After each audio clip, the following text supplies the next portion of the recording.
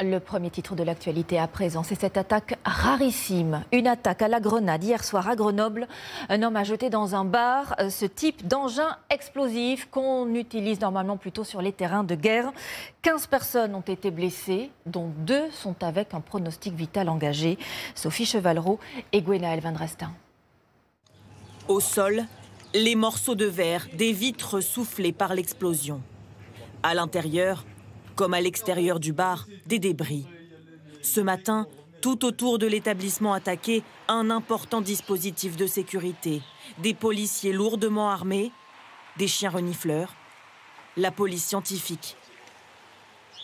Cette photo a été prise juste après l'explosion hier soir, peu après 20 h. Un homme a jeté une grenade à l'intérieur de ce bar. Plusieurs personnes s'y trouvaient lorsque l'engin a explosé. 15 blessés, 6 actuellement en urgence absolue. Jocelyne vit juste au-dessus du bar. Elle est encore sonnée. Et alors, vous êtes dit quoi? Vous savez, j'étais en train de faire des mots fléchés. Et d'un seul coup, quand ça fait boum, ça fait boum. Je me suis dit, mais qu'est-ce qui arrive?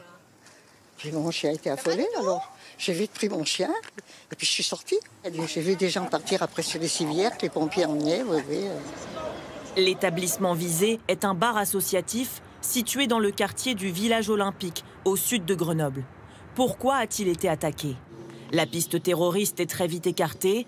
Une des hypothèses étudiées est celle d'un règlement de compte. Selon nos informations, le propriétaire du bar a déclaré aux policiers qu'il était lui-même la cible de cette attaque. Toujours selon le propriétaire, l'homme qui a jeté la grenade était également armé d'une Kalachnikov. Notre équipe sur place a pu entrer dans l'immeuble ce matin. Selon nos informations, les policiers disent avoir trouvé des cigarettes de contrebande dans les parties communes de l'immeuble où se trouve ce bar. Les enquêteurs se demandent désormais si cette explosion peut avoir un lien avec un quelconque trafic. Le fils du propriétaire du local a d'ailleurs été placé en garde à vue après l'explosion car il détenait des cigarettes de contrebande. Ce quartier grenoblois est connu pour ce genre de trafic. Il y a un mois, 25 kilos de tabac y ont été saisis.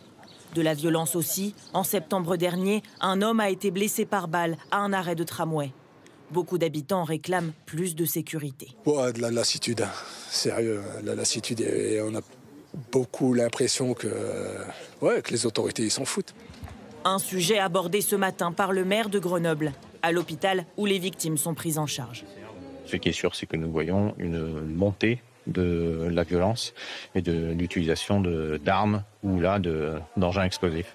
Une grenade, une arme de guerre, a été utilisée hier soir, jetée à l'aveugle pour faire le plus de dégâts possible.